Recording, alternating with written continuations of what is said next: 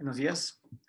La presentación que vamos a realizar lleva por título Cálculo de concentración de azúcares medidos por espectrometría mediante redes neuronales. Los participantes en ese trabajo son la doctora María Guadalupe Serna Díaz, la maestra Mariana Bolaños Dávila, la doctora Patricia Priego Pastrana y el doctor Joselito Medina Marín, un servidor. El contenido de esta presentación va orientado en principio a la introducción al tema. Vamos a hablar de la fase experimental que desarrollamos para obtener los datos, el diseño de redes neuronales que aplicamos a partir de estos datos experimentales. Vamos a presentar los resultados que obtuvimos y unas conclusiones al final de la presentación. Como introducción, hablaremos de que la espectrofotometría de absorción es uno de los métodos que más se han utilizado para llevar a cabo análisis de muestras con base en la medida de absorción o emisión de la energía radiante. Esta metodología se basa en las leyes de Buger-Lambert-Beer, donde se explica la transmitancia y la absorbancia. En este proyecto trabajaron estudiantes de la Escuela Preparatoria número 1 de la Universidad Autónoma del Estado de Hidalgo, que pertenecen al Club de Ciencias, donde los estudiantes con vocaciones orientadas a las ciencias se adhieren a estas actividades que son extras a las clases que llevan en su currícula. Y estos alumnos fueron tutorados por precisamente la doctora María Guadalupe Serna Díaz, la maestra Mariana Bolaños Dávila y la doctora Patricia Priego Pastrana. Ellos se encargaron de llevar a cabo esa parte experimental, en el cual se midieron los niveles de extinción de un compuesto y los rangos de valores que se consideraron fueron desde 480.5 hasta 970.1, generando un total de 1.471 posibilidades para esta fase experimental. Además, se consideraron 10 concentraciones de azúcar en el compuesto a diferentes longitudes de onda. Todas estas mediciones se llevaron a cabo utilizando un espectrómetro compacto de Label. Esta fase experimental se llevó dentro de los laboratorios de la Escuela Preparatoria número 1 de la Universidad Autónoma del Estado de Hidalgo. Dentro de los datos que se obtuvieron experimentalmente, fueron en total 14.710 datos de coeficientes de extinción. Esta tabla de datos la podemos observar en las columnas de este lado, del lado izquierdo. Tenemos 1.471 valores de longitud de onda que van fluctuando desde 486.6, 486.8 y así sucesivamente hasta llegar a un total de 970.1.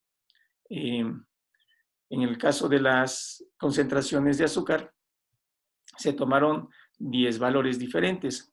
Estos 10 valores van desde el 2, 1, un medio, un cuarto, y así sucesivamente hasta llegar a 1 sobre 256. Con estos parámetros se obtuvieron los coeficientes de extinción indicados en esta tabla. En total, todos los datos representados en la tabla que se generaron fueron 14.710. Con estos datos fue posible hacer el entrenamiento de la red neuronal para que a partir de los valores de longitud de onda y del coeficiente de extinción obtenido en la fase experimental, pudiéramos predecir o pronosticar qué concentración de azúcar es de la que se está obteniendo como respuesta. Para el diseño de las redes neuronales, precisamente tomamos como variables de entrada esa longitud de onda y el coeficiente de extinción. La variable de respuesta que se consideró fue la concentración de azúcar que teníamos en el rango desde 2, 1 hasta 1 sobre 256. Para esta fase de diseño de redes neuronales, utilizamos el software MATLAB, que ya cuenta con un toolbox para el diseño de redes neuronales.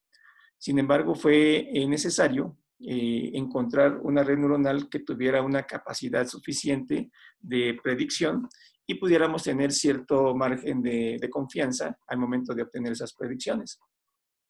En total fueron 11.110 configuraciones, debido a que comenzamos generando en un algoritmo redes neuronales con una sola capa, y esa capa oculta que tiene la red neuronal la fuimos evolucionando de una con 2 neuronas, una capa oculta con 3 neuronas, y así sucesivamente hasta obtener una red neuronal de una capa con 10 neuronas.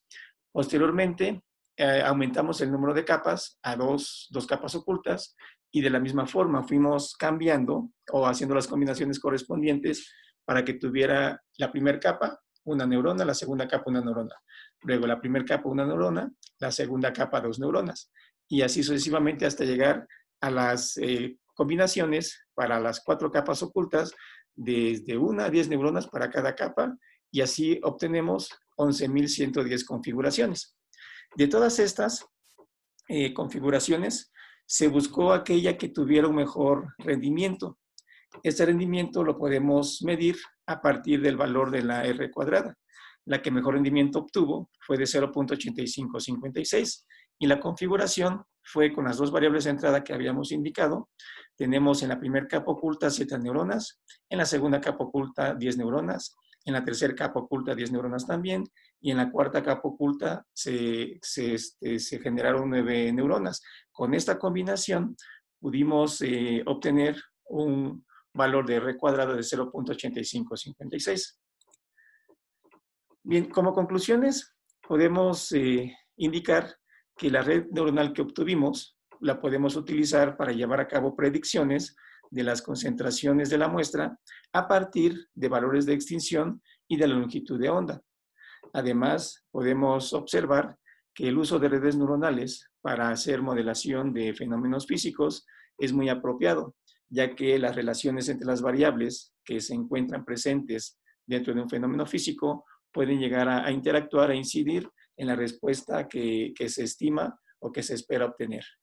Es importante también mencionar que a diferencia de otros modelos matemáticos que ya existen, en el caso de las redes neuronales, se puede considerar una gran cantidad de variables y no hay problema para que la red neuronal aprenda acerca de la interacción entre estas variables y obtener una variable de respuesta. Muchas gracias.